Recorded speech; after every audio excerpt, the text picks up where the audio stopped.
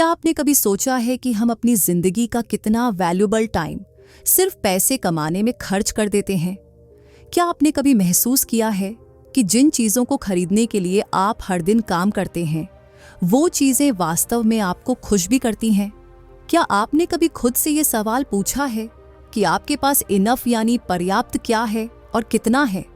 अगर आप भी रोज सुबह उठकर ऐसी जॉब पर जाते हैं जिससे आपको कोई फुलफिलमेंट नहीं मिलती, सिर्फ इसलिए क्योंकि आपको बिल्स पे करने हैं, तो शायद आप अपनी लाइफ को पैसों के बदले बेच रहे हैं। आज मैं आपको एक ऐसी लाइफ चेंजिंग किताब के बारे में बताऊंगी जिसने लाखों लोगों के पैसे से रिलेशनशिप को हमेशा के लिए बदल दिया है। योर मनी और योर लाइफ, जोसेफ डोमिंगेज और विकी रॉबिन द्वारा लिखी गई एक ऐसी किताब है जो आपसे एक सिंपल लेकिन प्रोफाउंड क्वेश्चन पूछती है, क्या आप अपनी लाइफ पैसों के बदले बेच रहे हैं? हम अक्सर सोचते हैं कि सक्सेस का मतलब है बड़ी सैलरी, बड़ा घर, लेटेस्ट गैजेट्स और फैंसी वेकेशंस। हम इन चीजों को पाने के लिए अपने टाइम, हेल्थ, रिलेशनशिप्स और पैशंस को सैक्रिफाइस कर देते हैं। लेकिन क्या ये सब हमें वास्तव में हैप्पी बनाता है? रिसर्च शो करती है कि एक सर्टेन पॉइंट के बाद ज्यादा पैसा हमारी हैप्पीनेस में कोई सिग्निफिकेंट इंक्रीज नहीं करता। फिर भी हम लगातार मोर के पीछे भागते रहते हैं। जोसेफ डोमिंगेज खुद एक वॉल स्ट्रीट इन्वेस्टमेंट बैंकर थे जिन्होंने 31 साल की उम्र में फाइनेंशियल इंडिपेंडेंस हासिल कर ली और अपनी हाई पेइंग जॉब छोड़ दी। विकी रॉबिन एक सोशल इनोवेटर हैं जिन्होंने सस्टेनेबल लिविंग और कॉन्शियस कंज्यूमरिज्म पर काफी काम किया है। इन दोनों ने मिलकर एक ऐसी फाइनेंशियल फिलॉसफी डेवलप की जो बाकी सभी पर्सनल फाइनेंस बुक्स से बिल्कुल अलग है। इस किताब में आप ये नहीं सीखेंगे कि कैसे अमीर बने या कैसे स्टॉक मार्केट में इन्वेस्ट करें। इसके बजाय आप अपनी वैल्यूज के साथ अलाइन होना सीखेंगे और समझेंगे कि आपकी लाइफ एनर्जी और आपके पैसे के बीच क्या कनेक्शन है। आप जानेंगे कि कैसे अपना real earnings per hour calculate करें, जिसमें कमाई के साथ साथ जॉब से जुड़े सभी छिपे हुए खर्चे और स्ट्रेस को भी काउंट किया जाता है। क्या आप जानते हैं कि आपकी जॉब पर खर्च होने वाले ट्रांसपोर्ट का time, work clothing, office lunch और स्ट्रेस रिलीविंग शॉपिंग को काउंट करने के बाद आपकी रियल आवरली वेज क्या रह जाती है? शायद वो आपकी सोच से बहुत कम होगी। ये किताब आपको 9 स्टेप प्रोग्राम देती है जिसे फॉलो करके आप अपने पैसों के साथ अपने रिश्ते को ट्रांसफॉर्म कर सकते हैं। आप अपने सभी एक्सपेंसेस को ट्रैक करना सीखेंगे और हर खर्च के बारे में खुद से पूछेंगे, क्या इस पर खर्च किए गए पैसे मुझे उतनी ही लाइफ सैटिस्फैक्शन दे रहे हैं? आप अपने अपच को डिफाइन करना सीखेंगे, वो पॉइंट जहां आपकी ज़रूरतें और वांट्स पूरी हो जाती हैं और उसके बाद कुछ भी ऐड करने से ज़्यादा कॉम्प्लिकेशंस आती हैं, ज़्यादा हैप्पीनेस नहीं। क्या आप जानते हैं कि आपको फाइनेंशियल इंडिपेंडेंस के लिए मिलियनेयर बनने की ज़रूरत नहीं है? डोमिंगेज और रॉबिन बताते हैं कि असली फ्रीडम तब आती है जब आपके पैसिव इनकम आपके मंथली एक्सपेंसेस को कवर कर लेते हैं। और ये जितना मुश्किल लगता है, असल में उतना है नहीं, बशर्ते आप अपने एक्सपेंसेस को अपनी वैल्यूज के साथ अलाइन कर दें और माइंडलेस कंज्यूमरिज्म से बाहर निकल आएं। क्या आप भी महसूस करते हैं कि इतने सालों तक काम करने के बाद भी आप वास्तव में फाइनेंशियली सिक्योर नहीं हैं? क्या आप अपने वर्क लाइफ बैलेंस से कंटेंट नहीं हैं? क्या आप बिना फाइनेंशियल स्ट्रेस के अपनी पैशन को फॉलो करना चाहते हैं? क्या आप अपनी परिवार के साथ गुणवत्ता समय बिताना चाहते हैं बिना किसी दोष के? और सबसे इम्पॉर्टेंट, क्या आप एक ऐसी लाइफ जीना चाहते हैं जो पर्पसफुल हो, न कि जस्ट पे चेक टू पे चेक सर्वाइवल? तो मेरे साथ इस जर्नी पर चलिए जहां मैं आपको आपका पैसा या आपकी जिंदगी के ट्रांसफॉर्मेटिव आइडियाज से परिचित कराऊंगी। जैसा कि विकी रॉबिन कहती हैं, पैसा जिंदगी नहीं खरीद सकता, लेकिन आप अक्सर अपनी जिंदगी पैसे के लिए बेच देते हैं। आज से ही इस साइकिल को ब्रेक करना शुरू कीजिए और एक ऐसी लाइफ की तरफ कदम बढ़ाइए जहां पैसा आपका सर्वेंट हो, मास्टर नहीं। क्या आप तैयार हैं अपनी फाइनेंशियल माइंडसेट को कंप्लीटली चेंज करने के लिए? क्या आप रेडी हैं खुद से पूछने के लिए कि क्या ये इसके लायक है? आइए मिलकर जाने कि कैसे अपनी लाइफ वापस अपने पैसों से खरीदें और एक मोर मीनिंगफुल, फुलफिलिंग और फाइनेंशियली सिक्योर लाइफ की तरफ मूव करें। क्योंकि आखिरकार ये चॉइस है योर मनी और योर लाइफ। पैसे के साथ आपका रिश्ता। हम में से ज्यादातर लोग पैसे से एक कॉम्प्लिकेटेड रिश्ता रखते हैं। हम उसे चाहते भी हैं और उससे डरते भी हैं। कुछ लोग तो पैसे के बारे में बात करना भी पसंद नहीं करते, लेकिन हकीकत ये है कि पैसा हमारी जिंदगी का एक अहम हिस्सा है और उससे भागने से कोई फायदा नहीं। इसलिए सबसे पहले हमें अपने और पैसे के बीच के रिश्ते को समझना होगा। जोसेफ और विकी कहते हैं कि हमारे समाज में पैसे के बारे में कई मिथ यानी गलत धारणाएं हैं, जैसे कि पैसा ही सब कुछ है, या पैसा जितना ज्यादा उतना अच्छा, या फिर पैसा गंदी चीज है। ये सभी धारणाएं हमारे पैसे के साथ के रिश्ते को नुकसान पहुंचाती हैं। असल में पैसा न तो अच्छा है और न ही बुरा। वो बस एक टूल है, एक ऐसा साधन जिससे हम अपनी जरूरतों को पूरा कर सकते हैं और अपने सपनों को हकीकत में बदल सकते हैं। लेकिन क्या आप जानते हैं कि ज्यादातर लोग इस टूल का इस्तेमाल सही तरीके से नहीं करते? मुझे एक स्टोरी याद आ रही है जो किताब में है। एक आदमी था जिसका नाम जो हर दिन एक ऐसी जॉब पर जाता था जिसे वो पसंद नहीं करता था। वो सिर्फ इसलिए उस जॉब पर जाता था क्योंकि उसे पैसे की जरूरत थी। वो हर दिन सुबह उठकर ट्रैफिक में फंसता, ऑफिस में 10 घंटे काम करता और फिर शाम को थका हारा घर लौटता। उसकी सारी जिंदगी इसी साइकिल में चल रही थी। एक दिन उसने सोचा कि वो अपनी लाइफ में क्या कर रहा है। क्या वो सिर्फ पैसे के लिए अपनी जिंदगी बर्बाद कर रहा है? उसे एहसास हुआ कि वो अपनी जिंदगी के कीमती घंटे, दिन और साल एक ऐसी जॉब को दे रहा है जिससे उसे कोई खुशी नहीं मिलती। ये उसके लिए एक बड़ा रियलाइजेशन था। ठीक इसी तरह हम में से बहुत से लोग भी अपने पैसे के लिए अपनी जिंदगी का ट्रेड कर देते हैं।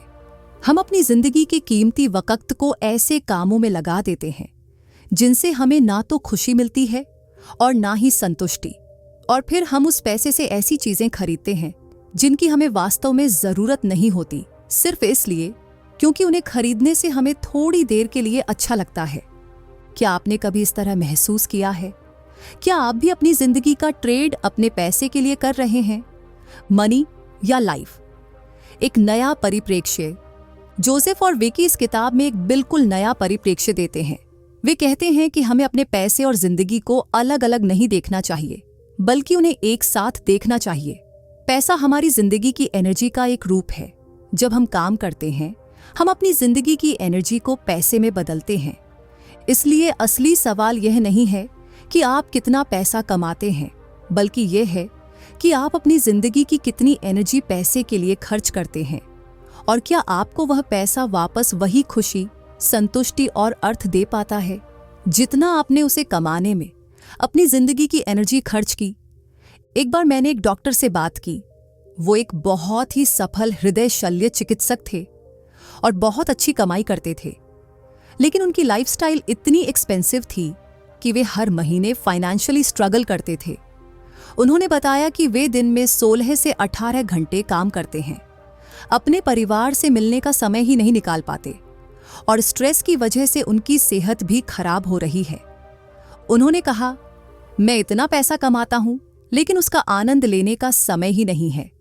मेरा बड़ा घर है, महंगी कारें हैं, लेकिन मैं इन सब चीजों का मजा लेने के लिए घर पर रहता ही कब हूं?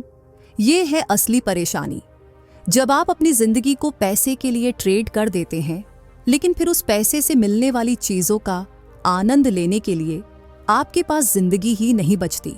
तो क्या सॉल्यूशन है इस समस्या का? जोसेफ और विकी एक 9 चरण का कार्यक्रम प्रस्तावित करते हैं, जिसे फॉलो करके आप अपने पैसे और जिंदगी के बीच एक स्वस्थ संतुलन बना सकते हैं। आइए इन चरणों को एक एक करके समझते हैं। स्टेप 1, अपने पैसे और जिंदगी के साथ के रिश्ते का सच जानिए। सबसे पहला स्टेप है अपने पैसे के साथ के रिश्ते की सच्चाई का सामना करना। हमें यह पता लगाना होगा कि अब तक हमने कितना पैसा कमाया है और उससे हमारे पास क्या है। ये एक शॉकिंग एक्सरसाइज हो सकती है, क्योंकि ज्यादातर लोगों को पता ही नहीं होता कि उन्होंने जिंदगी में कितना पैसा कमाया है और उसका क्या हुआ। मान लीजिए कि आप पिछले 10 सालों से काम कर रहे हैं और हर महीने औसतन 50,000 रुपये कमाते हैं। इसका मतलब है कि आपने 10 सालों में लगभग 60 लाख रुपये कमाए। अब सवाल यह है कि इन 60 लाख में से आपके पास अभी क्या बचा है?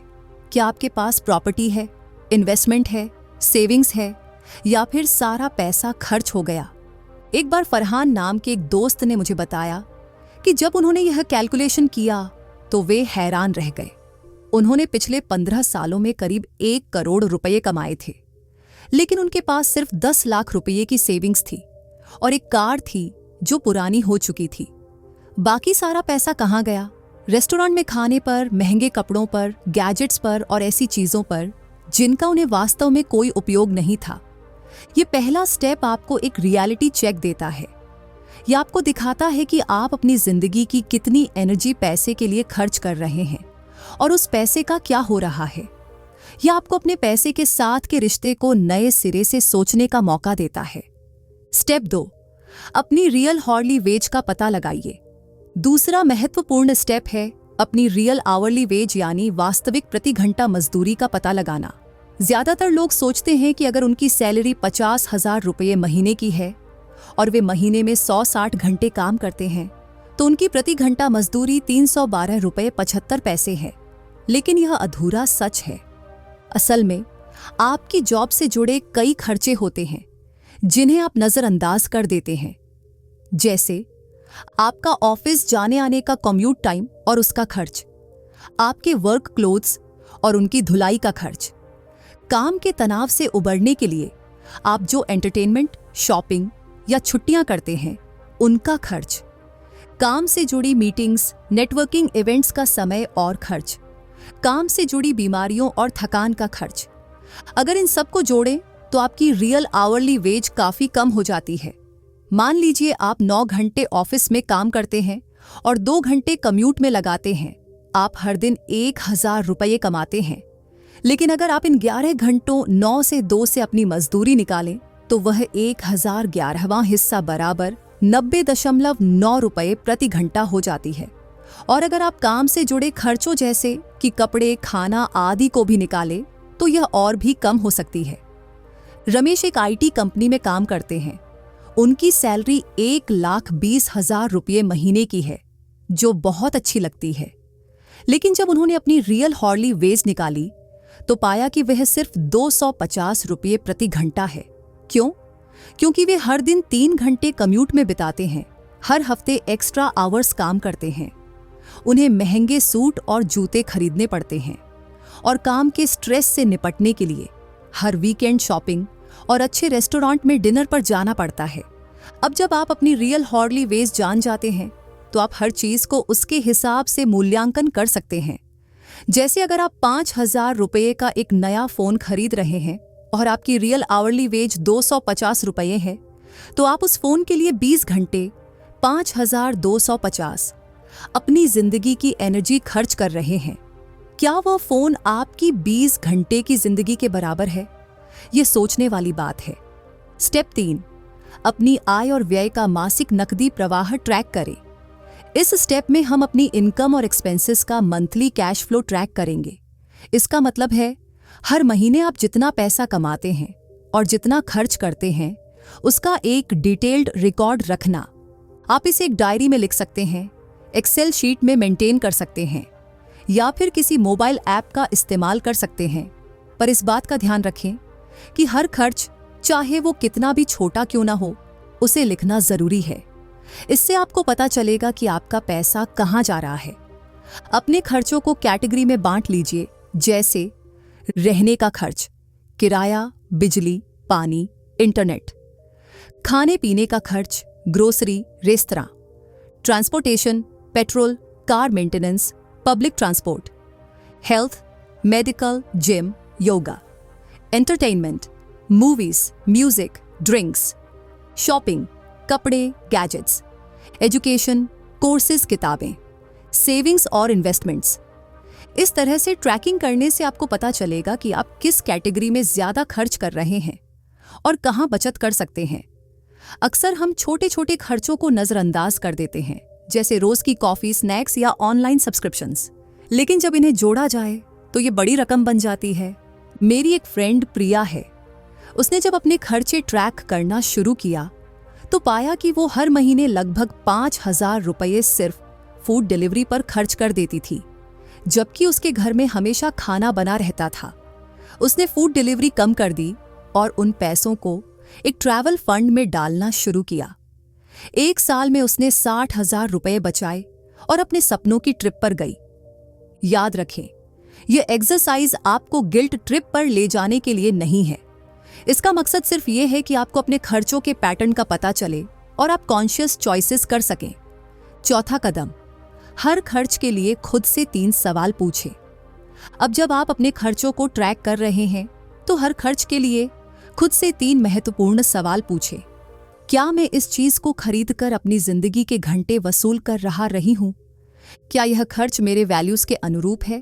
अगर मेरी आय अचानक बंद हो जाए तो क्या मैं फिर भी इस चीज को खरीदूंगी? इन सवालों से आप कंजूस स्पेंडिंग की आदत डालेंगे। हर बार जब आप कुछ खरीदने जाएंगे तो रुककर सोचेंगे कि क्या यह खर्च वाकई जरूरी है। एक उदाहरण लेते हैं। आप एक नया स्मार्टफोन खरीदना चाहते हैं जो 30,000 रुपये का है।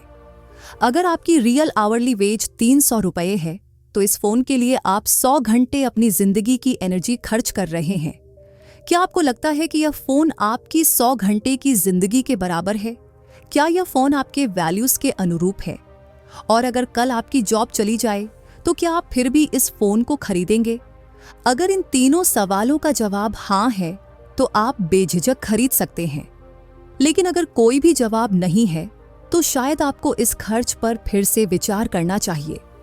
मैंने खुद इस प्रोसेस को फॉलो किया और पाया कि मैं बहुत सारी ऐसी चीजें खरीद रही थी जिनकी मुझे वास्तव में जरूरत नहीं थी, जैसे हर महीने नए कपड़े, महंगे रेस्टोरेंट्स में खाना या फिर बेकार के गैजेट्स। जब मैंने इन खर्चों को कम किया तो मैंने पाया कि मेरी जिंदगी की क्वालिटी कम नहीं हुई बल्कि बढ़ गई, क्योंकि अब मैं उन चीजों पर खर्च कर रही थी जो वाकई मेरे लिए मायने रखती थीं। स्टेप 5, अपने खर्चों का ग्राफ बनाइए। अब जब आप अपने खर्चों को ट्रैक कर रहे हैं और हर खर्च के बारे में कॉन्शियस हो रहे हैं तो अपने खर्चों का एक ग्राफ बनाइए। इससे आपको पता चलेगा कि समय के साथ आपके खर्चों में क्या ट्रेंड है। क्या वे बढ़ रहे हैं, घट रहे हैं या स्थिर हैं? ग्राफ बनाने के लिए आप एक्स एक्सिस पर महीने या साल ले सकते हैं और वाई एक्सिस पर अपने खर्च। ये ग्राफ आपको अपने फाइनेंशियल प्रोग्रेस का एक विजुअल रिप्रेजेंटेशन देगा। अगर आपके खर्च घट रहे हैं तो आप सही दिशा में जा रहे हैं। एक महत्वपूर्ण बात यह है कि आपका लक्ष्य अपने खर्चों को शून्य करना नहीं है। आपका लक्ष्य है इनफ के कंसेप्ट को समझना, यानी वह बिंदु जहां आपको लगता है कि आपको और ज्यादा की जरूरत नहीं है। हर व्यक्ति का इनफ अलग हो सकता है। कुछ लोगों के लिए एक छोटा घर और सिंपल लाइफस्टाइल इनफ हो सकती है, जबकि दूसरों के लिए एक बड़ा घर और कुछ लग्जरी इनफ हो सकती है। आपको अपना इनफ पता लगाना है और उसके अनुसार अपने खर्चों को एडजस्ट करना है। याद रखें, जिंदगी सिर्फ सर्वाइवल के बारे में नहीं है बल्कि जॉय और फुलफिलमेंट के बारे में भी है। इसलिए अपने खर्चों को उन चीजों पर फोकस करें जो आपको वाकई खुशी देती हैं और बाकी चीजों से बचें। अनुराधा एक अकाउंटेंट हैं। उन्होंने अपने खर्चों का ग्राफ बनाया और पाया कि उनका सबसे बड़ा खर्च ऑनलाइन शॉपिंग पर था। वे अक्सर बोरियत या स्ट्रेस में ऑनलाइन शॉपिंग करती थीं। उन्होंने अपने फोन से शॉपिंग ऐप्स डिलीट कर दी और इसके बजाय स्ट्रेस रिलीफ के लिए मेडिटेशन और रीडिंग शुरू की। 1 साल में उन्होंने 1,50,000 रुपये बचाए और उससे अपने पेरेंट्स के साथ एक वेकेशन पर गईं, जो उनके लिए बहुत ज्यादा मीनिंगफुल था। स्टेप 6, अपनी कंजम्पशन को मिनिमाइज करें। इस स्टेप में हम कंजम्पशन यानी खपत को कम करने पर फोकस करेंगे। हमारा समाज हमें लगातार यह संदेश देता है कि हमें और ज्यादा खरीदना चाहिए और ज्यादा कंज्यूम करना चाहिए। लेकिन क्या आप जानते हैं कि ज्यादा पोजेशंस, संपत्ति से अक्सर हमारा जीवन और भी कॉम्प्लिकेटेड हो जाता है। कंजम्पशन को कम करने के कई तरीके हैं। घर में जगह बनाने के लिए उन चीजों को दे दें या बेच दें जिनका आप इस्तेमाल नहीं करते। नई चीजें खरीदने से पहले 30 दिन इंतजार करें। किराए पर लें, उधार लें या सेकंड हैंड खरीदें। क्वालिटी पर फोकस करें, क्वांटिटी पर नहीं। DIY, do it yourself, skills सीखें ताकि चीजों को खरीदने की बजाय खुद बना सकें या ठीक कर सकें। मैंने अपने दोस्त राहुल को देखा जो मिनिमलिज्म के तरीके अपना रहे थे। उन्होंने अपने घर से सैकड़ों चीजें निकाल दी जिनका वे इस्तेमाल नहीं करते थे। इससे न सिर्फ उनका घर साफ सुथरा और ऑर्गेनाइज्ड हो गया, बल्कि उन्हें मेंटल क्लैरिटी भी मिली। उन्होंने कहा, जब मेरे आसपास कम चीजें होती हैं तो मेरा दिमाग भी शांत रहता है। मुझे लगता है कि मेरे पास जो है वही इनफ है। जब आप कंजम्पशन कम करते हैं तो आप न सिर्फ पैसे बचाते हैं बल्कि एनवायरनमेंट की भी मदद करते हैं। हर चीज जो हम खरीदते हैं उसका पर्यावरण पर प्रभाव पड़ता है, चाहे वह उसके प्रोडक्शन, ट्रांसपोर्टेशन या डिस्पोजल के दौरान हो। याद रखें, आपकी वैल्यू आपके पोजेशन से नहीं बल्कि आपके कैरेक्टर से आती है। आप जितनी कम चीजों से अपनी खुशी को जोड़ेंगे उतने ही ज्यादा फ्री और कंटेंट महसूस करेंगे। स्टेप 7, अपनी आय बढ़ाइए। अब तक हमने अपने खर्चों को कम करने पर फोकस किया है, लेकिन फाइनेंशियल फ्रीडम तक पहुंचने के लिए आपको अपनी इनकम को भी बढ़ाना होगा। इसके कई तरीके हो सकते हैं। अपनी जॉब में प्रमोशन या सैलरी राइज के लिए पूछें, अपनी स्किल्स अपग्रेड करके बेहतर जॉब पाएं, साइड हसल शुरू करें या फ्रीलांस काम करें। पैसिव इनकम के स्रोत बनाएं, जैसे कि रेंटल प्रॉपर्टी, डिविडेंड्स या ऑनलाइन बिजनेस। याद रखें, आपका उद्देश्य सिर्फ पैसा कमाना नहीं है, बल्कि ऐसी इनकम स्ट्रीम्स बनाना है जो आपके वैल्यूज के अनुरूप हों और आपको फुलफिलमेंट दें। अरुण एक आईटी प्रोफेशनल हैं। उन्होंने अपनी नौकरी के साथ साथ ग्राफिक डिजाइनिंग सीखी और फ्रीलांसिंग शुरू की। धीरे धीरे उनकी फ्रीलांसिंग से आय ने इतनी बढ़ गई कि वे अपनी नौकरी छोड़कर पूरा समय फ्रीलांसिंग कर सकते थे। इससे उन्हें न सिर्फ ज्यादा पैसा मिला, बल्कि वर्क लाइफ बैलेंस भी बेहतर हुआ, क्योंकि अब वे अपने समय के मालिक थे। एक और महत्वपूर्ण बात यह है कि अक्सर कम पैसों में एक फुलफिलिंग काम करना ज्यादा पैसों में एक अनफुलफिलिंग काम करने से बेहतर होता है, क्योंकि अंत में पैसा सिर्फ एक साधन है, लक्ष्य नहीं। लक्ष्य है जिंदगी में खुशी और संतुष्टि पाना। स्टेप 8, अपने कैपिटल का मूल्य बढ़ाइए। इस स्टेप में हम बचत और इन्वेस्टमेंट पर फोकस करेंगे। जब आप अपने खर्चों को कम करते हैं और इनकम बढ़ाते हैं, तो आपके पास बचत के लिए ज्यादा पैसा होगा। इस पैसे को बस बैंक में रखने की बजाय आप इसे इन्वेस्ट करके अपने कैपिटल का मूल्य बढ़ा सकते हैं। इन्वेस्टमेंट के कई ऑप्शंस हैं, जैसे mutual funds, stocks, bonds, real estate, fixed deposits, gold. आपको अपने रिस्क टॉलरेंस, टाइम होराइजन और इन्वेस्टमेंट गोल्स के अनुसार इन्वेस्टमेंट करना चाहिए। अगर आपको इन्वेस्टमेंट के बारे में ज्यादा जानकारी नहीं है, तो एक फाइनेंशियल एडवाइजर से सलाह लेना अच्छा रहेगा। याद रखें, इन्वेस्टमेंट में कंसिस्टेंसी की बहुत अहमियत होती है। थोड़ा थोड़ा लेकिन नियमित रूप से इन्वेस्ट करना एक बार में बड़ी रकम इन्वेस्ट करने से ज्यादा फायदेमंद हो सकता है, क्योंकि इससे कंपाउंडिंग का लाभ मिलता है। एक उदाहरण देता हूं। श्रीदेवी हर महीने 10,000 रुपये म्यूचुअल फंड में SIP सिस्टमैटिक इन्वेस्टमेंट प्लान के जरिए इन्वेस्ट करती हैं। 15% की औसत रिटर्न रेट पर 20 साल में उनका 24 लाख का इन्वेस्टमेंट 1,50,00,000 रुपये से ज्यादा हो जाएगा। यह कंपाउंडिंग का जादू है। हालांकि इन्वेस्टमेंट के बारे में एक महत्वपूर्ण बात याद रखें, अपने इन्वेस्टमेंट को अपने वैल्यूज के अनुरूप रखें। अगर आप एनवायरनमेंट के बारे में परवाह करते हैं, तो ऐसी कंपनीज में इन्वेस्ट करें जो सस्टेनेबल प्रैक्टिसेस अपनाती हैं। अगर आप स्मोकिंग के खिलाफ हैं, तो टोबैको कंपनीज में इन्वेस्ट न करें। अपने पैसे को अपने वैल्यूज के अनुरूप काम में लगाएं। स्टेप 9, आर्थिक स्वतंत्रता तक पहुंचे। इस प्रोग्राम का अंतिम और सबसे महत्वपूर्ण स्टेप है फाइनेंशियल इंडिपेंडेंस हासिल करना। फाइनेंशियल इंडिपेंडेंस का मतलब है वह स्थिति जहां आपके पास इतना पैसा है कि आपको पैसे के लिए काम करने की जरूरत नहीं है। आपके इन्वेस्टमेंट से मिलने वाला पैसा आपके खर्चों को कवर कर सकता है। फाइनेंशियल इंडिपेंडेंस की एक सिंपल फॉर्मूला है। अगर आपके मासिक खर्च 50,000 रुपये हैं और आप 4% विथड्रॉवल रेट अपने इन्वेस्टमेंट से निकालने वाली रकम मानते हैं, तो आपको 1,50,00,000 रुपए 50,000 x/XHL मिलते हैं। 25 का कॉर्पस चाहिए होगा। इस कॉर्पस पर 4% रिटर्न भी आपके सालाना खर्च 6 लाख रुपए को कवर कर देगा। लेकिन फाइनेंशियल इंडिपेंडेंस का मतलब यह नहीं है कि आप काम करना छोड़ दें। इसका मतलब है कि आप अपनी पसंद का काम करने के लिए फ्री हैं, चाहे वह काम पैसा दे या न दे। आप अपनी पैशन फॉलो कर सकते हैं, वॉलंटियर वर्क कर सकते हैं या फिर अपनी फैमिली के साथ समय बिता सकते हैं। वरुण की कहानी इसका एक अच्छा उदाहरण है। वे 45 साल के हैं और एक बड़ी कंपनी में मार्केटिंग हेड थे, लेकिन उन्हें पेंटिंग का शौक था। उन्होंने अपनी जिंदगी को इस तरह संभाला कि 50 साल की उम्र तक उन्हें फाइनेंशियल इंडिपेंडेंस मिल गई। अब वे अपनी मार्केटिंग जॉब छोड़कर फुल टाइम पेंटिंग करते हैं और अपने गांव में बच्चों को आर्ट सिखाते हैं। उनकी इनकम पहले से कम है, लेकिन वे पहले से कहीं ज्यादा खुश और संतुष्ट हैं। फाइनेंशियल इंडिपेंडेंस आपको वह फ्रीडम देती है जिससे आप अपनी जिंदगी को अपने वैल्यूज के अनुसार जी सके, बिना पैसे की चिंता के। Success stories. आइए अब कुछ रियल लाइफ स्क्रिप्ट स्टोरीज देखें जिन्होंने इस प्रोग्राम को फॉलो किया और अपनी जिंदगी को बदल लिया। सुमित और दिव्या एक मिडिल क्लास कपल हैं। उनकी कंबाइंड इनकम 1.2 लाख रुपए महीने की है, जो काफी अच्छी है। लेकिन वे हर महीने स्ट्रगल करते थे और उनके पास बचत बहुत कम थी। वे एक्सपेंसिव रेस्टोरेंट्स में खाना खाते थे, ब्रांडेड कपड़े पहनते थे और हर साल विदेश घूमने जाते थे। उन्होंने अपने खर्चों को ट्रैक किया और पाया कि उनकी रियल आवरली वेज सिर्फ 300 रुपये हैं।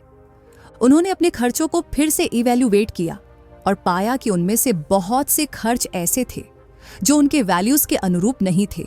वे समझे कि वे दिखावे के लिए खर्च कर रहे थे, न कि अपनी खुशी के लिए। उन्होंने अपने खर्चों को कम किया, अपनी इनकम के सोर्स बढ़ाए और पैसे को इन्वेस्ट करना शुरू किया। 5 साल में उन्होंने अपनी सारी लोन चुका दी, एक घर खरीद लिया और 50 लाख रुपए का इन्वेस्टमेंट पोर्टफोलियो बना लिया। वे अब फाइनेंशियल स्ट्रेस फ्री जिंदगी जी रहे हैं और अपनी पैशन फॉलो कर रहे हैं। एक और कहानी है मीरा की, जो एक सिंगल मदर हैं। उनकी इनकम 40,000 रुपये महीने की है, जो 2 बच्चों के साथ रहने के लिए बहुत ज्यादा नहीं है। लेकिन उन्होंने अपनी जिंदगी को इस तरह ऑर्गेनाइज किया कि वे न सिर्फ अपने और अपने बच्चों के खर्चे पूरे कर सकती हैं, बल्कि बचत भी कर पा रही हैं।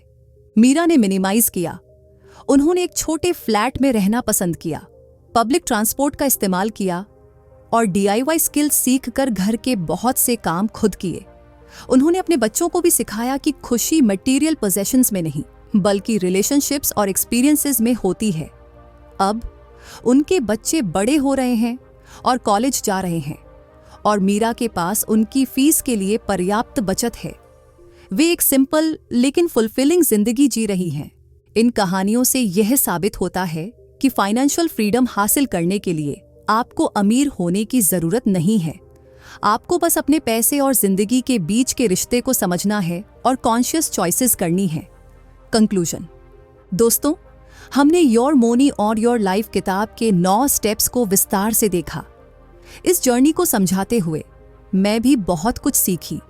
याद रखें, फाइनेंशियल फ्रीडम का मतलब यह नहीं है कि आपके पास बहुत पैसा हो। इसका मतलब है कि आप अपने पैसे का इस्तेमाल अपनी जिंदगी को बेहतर बनाने के लिए कर सकें, न कि अपनी जिंदगी को पैसे के लिए कुर्बान करें। इस प्रोग्राम का सबसे बड़ा लेसन ये है, आपकी जिंदगी का हर क्षण कीमती है। जब आप कुछ खरीदते हैं तो आप सिर्फ पैसा ही नहीं, बल्कि अपनी जिंदगी के घंटे भी खर्च कर रहे हैं जो आपने उस पैसे को कमाने में लगाए। इसलिए हर खर्च को उसके वास्तविक मूल्य से आंकें, यानी आपकी जिंदगी के वक्त से। अगर आप इस प्रोग्राम को अपनी जिंदगी में लागू करें तो आप देखेंगे कि आपका पैसों के साथ का रिश्ता बदल जाएगा। आप जिंदगी के असली मूल्यों पर ध्यान देने लगेंगे, जैसे परिवार, दोस्ती, सेहत, पर्सनल ग्रोथ और कंट्रीब्यूशन। अंत में याद रखें, यह आपकी जिंदगी है, आपका पैसा है और आपके वैल्यूज हैं। आप खुद तय करें कि आप कैसी जिंदगी जीना चाहते हैं और अपने पैसे को उसी दिशा में इन्वेस्ट करें। क्या आप इस जर्नी के लिए तैयार हैं? क्या आप अपने पैसे और जिंदगी के बीच एक स्वस्थ संबंध बनाने के लिए कदम उठाने को तैयार हैं? मुझे यकीन है कि आप कर सकते हैं। अगर आपको यह समरी पसंद आई तो प्लीज इसे अपने दोस्तों और परिवार के साथ शेयर करें जिन्हें फाइनेंशियल फ्रीडम की ओर कदम बढ़ाने की जरूरत है। और हाँ, अगर आप इस टॉपिक पर और जानना चाहते हैं तो आप जोसेफ आर डोमिंगेज और विकी रॉबिन की पूरी किताब योर मनी और योर लाइफ पढ़ सकते हैं। धन्यवाद।